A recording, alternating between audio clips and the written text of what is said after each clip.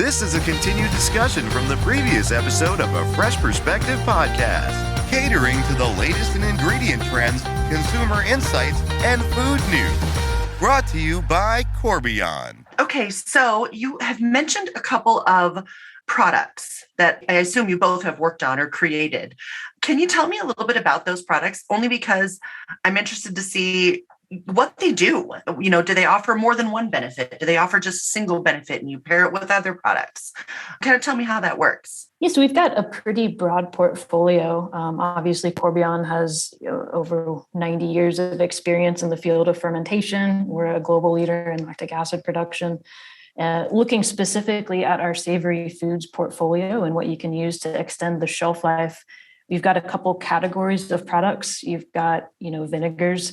We have our Verdad F340, which is a lower pH vinegar than is typically used. And that is really well suited to these savory food applications that do tend to have a lower pH.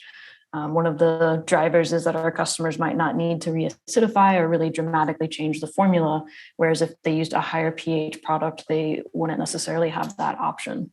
Taking a step back, we also have a category of ferments and ferment blends with vinegars to really increase the utility. And there also we have some options to reduce the need to reformulate or reacidify because of the unique nature of our products. We've got some new things cooking, but I think we are really well suited to extend shelf life in the area.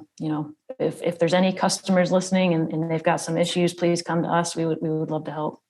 I mean, I love that. I think it's so incredible that, we're looking at products that actually meet multiple needs in the market, but that we also can individually help, some of our customers with problems based on what it is they need, right? Yeah, of course. So if if a customer has a lactic acid issue, or lactic acid bacteria issue, which is a typical spoiler. Sometimes after Chinese food, I have a lactic acid. No, I'm just kidding.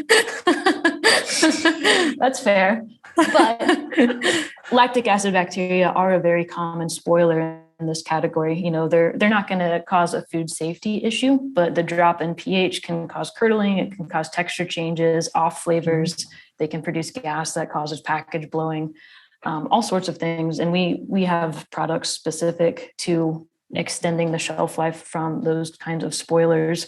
We've got anti-mold products. We've got our Verdad powder N30 is kind of an exciting product that we're trying out with some customers, and it's performing very well at preventing mold and those kind of end of shelf life markers. We have a lot. Is that a vinegar powder? It's a powder. It's actually a ferment. A ferment. Okay. Yeah, and then we also have solutions for food safety challenges. I don't know if we'll get to that a little bit later in the podcast, but you do hear about food recalls in the category. You hear about your potato salad trying to kill you. There's solutions for that. Yes. So Megan has a fun fact about that. Oh, tell us. Yeah, I do a lot of work in mayonnaise and in potato salad as well. So, that is kind of a common thought amongst, I don't know, I would say people in the US at least. I don't know, maybe it's a global thought. Midwestern mothers. Yeah. That it's the mayonnaise in the potato salad that is causing the spoilage or, that pathogenic growth. But more often than not, that's actually not true. More often than not, it's some of those fresh cut vegetables that are in the salad. And they might enter the salad with a high initial load of microbes on them. And actually, more often than not, that's what ends up spoiling your salad. Really? Yeah. Can't wait to tell my mother.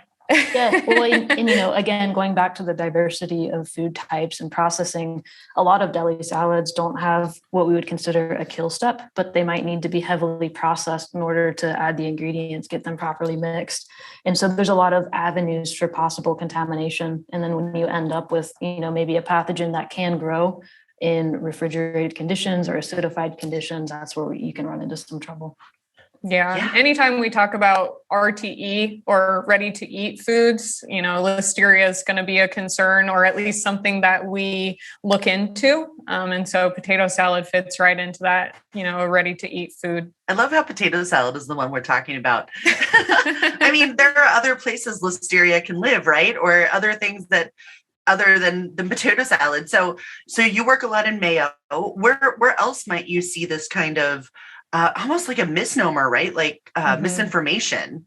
Yeah, I mean, that's hard to say. It's pretty applicable to a lot of those refrigerated salads. It's not potato salad on its own. It can be pasta salad, chicken salad, whatever it might be. But absolutely. The things that aren't cooked before they are, or like cooked in the package or cooked before they're packaged. Correct. Those are the things you're talking about. Okay, excellent. Yeah. That makes sense. Yes. Yeah. And then it just depends on who's making them.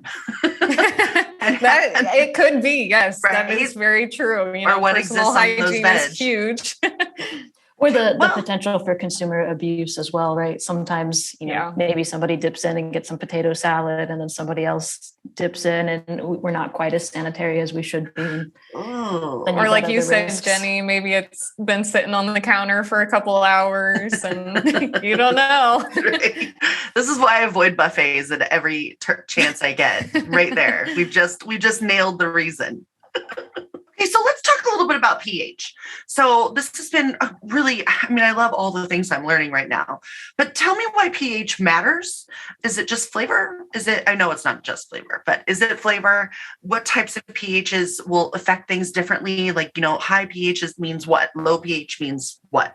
Yeah, so pH, it does have a very big impact on flavor. Typically, if you think about vinegar or other sharp acidic notes, that's kind of what it will confer. And different products and different manufacturers have optimized their formulation at specific pHs. So it ends up being extremely important to the organoleptics of a product. And so it's important to find an antimicrobial that can play well within that space and still be effective. The good news about Corbion's antimicrobials is they are effective across a very broad range of pHs. In terms of microbial growth and why pH is important there, it's a huge factor. If you have a very low pH or a very high pH, most microorganisms cannot grow. And that's just related to the way that they metabolize and maintain their cellular homeostasis. I love it. Sorry, cellular homeostasis. I'm just filing all these things away to bring up at dinner tonight. So when I think about pH and I think about taste or even the salt reduction, how do you determine the flavor? I mean, when I taste something, it tastes different than when my husband tastes it. Like he thinks hot things are not actually hot. And I think my mouth is like, my lips might fall off of burning. So how do you know that you're like what we're achieving? How do you figure that part out? A lot of times we'll just run sensory panels and we might have, say, a reference or a control group that people can relate a sample back to. And so they might taste that control first, get a feel for its flavor profile, and then taste a sample with a certain antimicrobial or a salt reduction tool or, one of our products in it and see how that compares back to the control. So that's kind of a subjective way to get some feedback there. Beyond pH, there's another measurement that you can take called titratable acidity. And this is really telling of, flavor and the acid that's in the food. It's not something that gets measured often from a microbiological point of view, but when we talk about flavor, occasionally that titratable acidity will become really important. Okay, excellent. So you can both measure it scientifically, but you also use sensory panels so that human beings come in and can taste. Yeah. And I thought I knew the answer to that one, but it's always worth asking for the group. Like you said, everyone tastes differently, and it's a really good idea to get feedback from a large group of people and, average some numbers out, figure out, where your product lies on a scale or a range. Anything else you want to share with the world at large? Here is your chance to speak to, every person that listens to this podcast. What would you like them to know about, the Savory applications and, maybe the best ways to go about not increasing them, but making them better for your clients and for your company? I would say that, Corbion is really eager to help our customers in this space. We've got a really exciting portfolio of tailored solutions for savory food applications. Please get in touch with us. And we've obviously got really great experts like Megan standing by to kind of help out. We can utilize those predictive microbiology tools to come up with a tailored recommendation and really get increased speed to market and ensure you're meeting your shelf life needs, your food safety needs, while preserving the unique flavor of the food that makes your consumers want to buy it in the first place. It's like you practice that. Excellent. Megan, what about you? Yeah, I think Amber brings up a really important point in saying that, we help our customers figure out a solution that's tailored to them. And, a phrase that you might hear quite often if you step into the Corbion office is fit to purpose. So, all of our solutions truly are fit to purpose. Every application is going to have different intrinsic properties, like the pH, like the water activity, like the moisture, et cetera.